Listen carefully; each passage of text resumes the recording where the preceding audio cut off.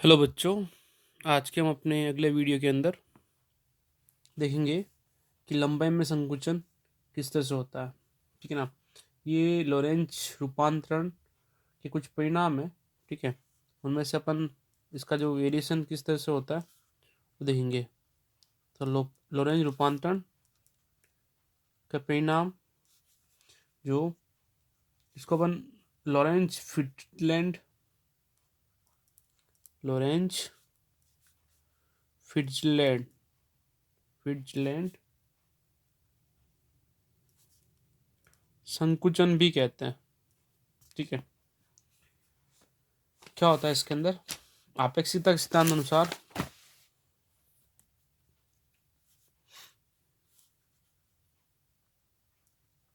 आपेक्षिकता के सिद्धांत अनुसार कोई भी किसी गतिशील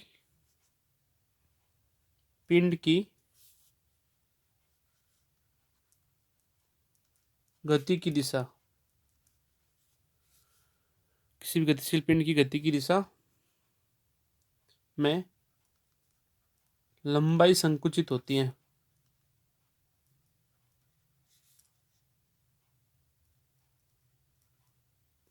ठीक है। इसकी कल्पना लॉरेंज और फिट्जलैंड ने की थी।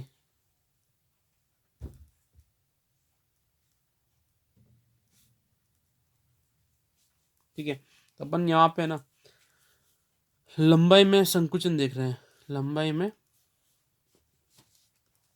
संकुचन देख रहे हैं।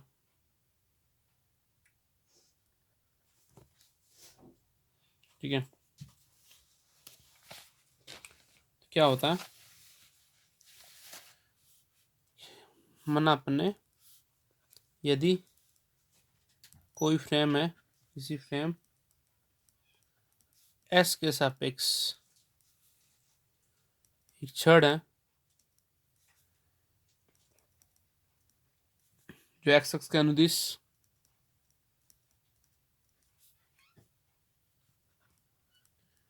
v वेग से गति कर रही है और इसी छड़ के साथ एक फ्रेम एस डैश और मान लिया मैंने।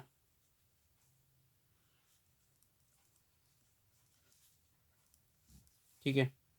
तो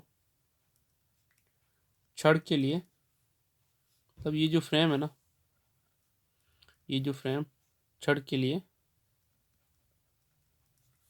स्थिर अवस्था का कार्य करती है या स्थिर अवस्था में है।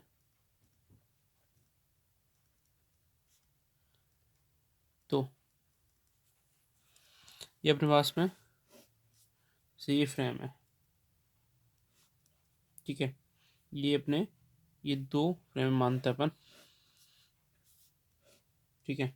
और इस फ्रेम के अंदर जैसे ये एस फ्रेम है, ये एस डैश फ्रेम है, Y dash Z dash X dash, Y Z और ये एक्स। ये कोई अपने पास छड़ है एल लंबाई की जो x1 से x2 के मध्य है और ये v वेग से गति कर रही है।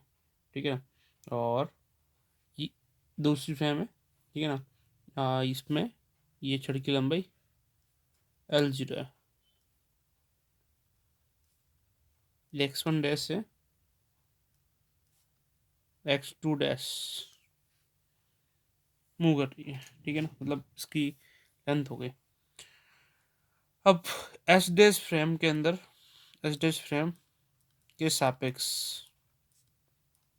जो छड़ है वो विराम अवस्था में है।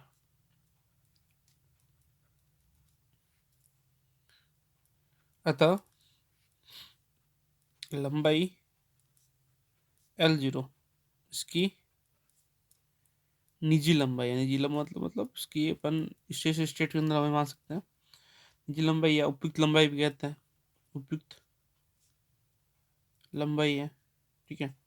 अतः L0 का मान है x2 डैश, x2 है, ठीक है, इसको x डैश और ये x2 डैश, ठीक है। तो x2 dash minus x1 dash, समीकरण 1।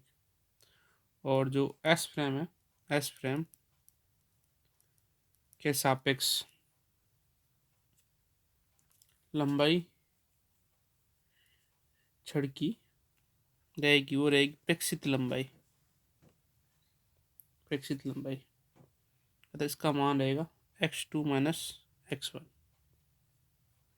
समीकरण 2। अपन लॉरेंज रूपांतर समीकरण के अनुसार लॉरेंज रूपांतरण समीकरण के अनुसार x1 डैश का देखेंगे अल्फा x1 माइनस वी और x2 डैश रहेगा अल्फा x2 माइनस वी तथा जो L0 रहेगा मतलब लंबाई, इसकी निजी लंबाई हो जाएगी x2 dash minus x1 dash. मान रखने पर यहाँ पे x2 और x1 का मान रखेंगे तो क्या हो जाएगा L x2 minus V minus alpha x1 minus V, alpha लिया common x2 minus V minus x1 plus V से वी कैंसिल, L0 हो जाएगा alpha x2 minus x1, L0 की वैल्यू हो जाएगी अल्फा L, जो अल्फा होगा वो अपने पास में है, अल्फा क्या है, अपन मान रखा अल्फा को 1 minus V square upon C square, ठीक है। तो यहाँ L0 हो जाएगा L upon root of 1 minus V square upon C square, ठीक है। तो L0 into root of 1 minus V square upon C square equal to L। अब क्या है कि root of 1 minus V square upon C square equal to, ये क्या आएगा, ये हमेशा ही 1 से कम रहेगा क्योंकि एक से सेपरेट होगा कुछ, ठीक है, उसका रूट लेंगे तो ये 1 से कम रहेगा, ये 1 से कम है। तो इस केस में अपन देख सकते हैं कि जो L रहेगा वो भी क्या रहेगा, L0 से कम रहेगा। मतलब क्या हुआ कि जो प्रेक्षित लंबाई है L, उसको उसका मान जो है वो निजी लंबाई से क्या रहेगा, कम रहेगा। निजी लंबाई है ज़्यादा तो प्रेक्षित लंबाई क्या रहेगा, बहुत कम रहेगी, ठीक है। तो इसको अपन कहेंगे लंबाई में संकुचन, ठीक है। तो लिखेंगे यहाँ पे अतः प्रेक्षित लंबाई का मान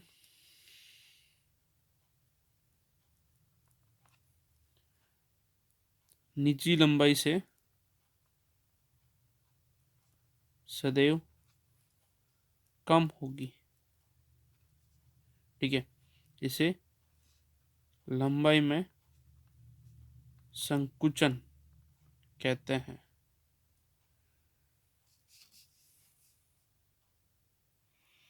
ठीक है।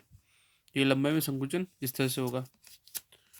अब अपन समय के अंदर चेंजिंग देखते हैं। समय के अंदर संकुचन नहीं होता, समय के अंदर विस्तार होता है, ठीक है। तो समय के अंदर विस्तार किस तरह से होता है वो देखते हैं।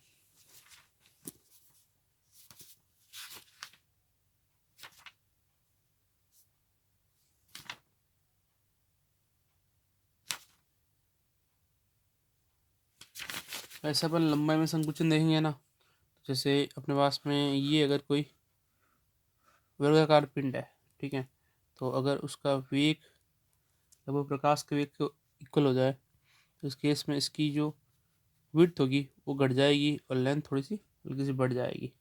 तो जो वर्गाकार पिंड है, स्क्वायर पिंड, वो अपन को दिखेगा संकुचन के कारण आयताकार पिंड, ठीक है। ये वास्तविक पिंड है और ये प्रेक्षित पिंड है। और अगर अपन ने कोई गोलाकार पिंड लिया है, वृत्ताकार पिंड, तो वो हमको दिखेगा दीर्घवृत्ताकार, दीर्घवृत्ताकार दिखेगा। ठीक है ना। अब अपन बात करते हैं समय विस्तार की। ठीक है, तो समय विस्तार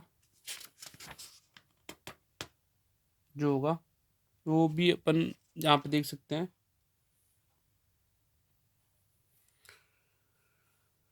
तो अपन समय विस्तार देखेंगे कि समय विस्तार या काल वृद्धि किस तरह से होती है। ठीक है, तो लोरेंज रूपांतरण से समय में वृद्धि प्राप्त होती है। ठीक है, अतः समय का मान अपेक्षित होता है। अतः यह निर्देश तंत्र पर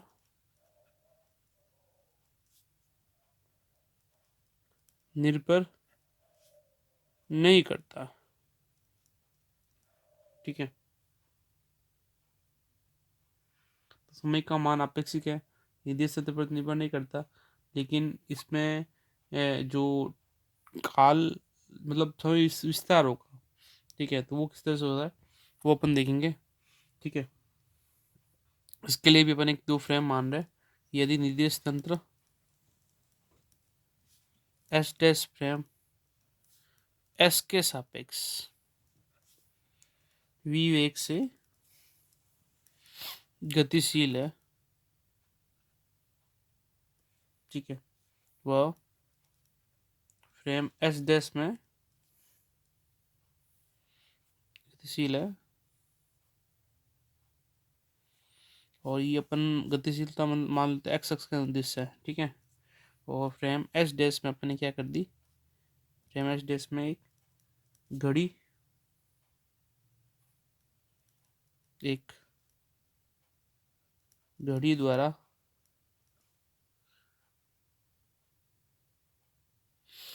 इसी फ्रेम में किसी स्तर दूरी एक्स डैश पर होने वाली दो घटनाओं के लिए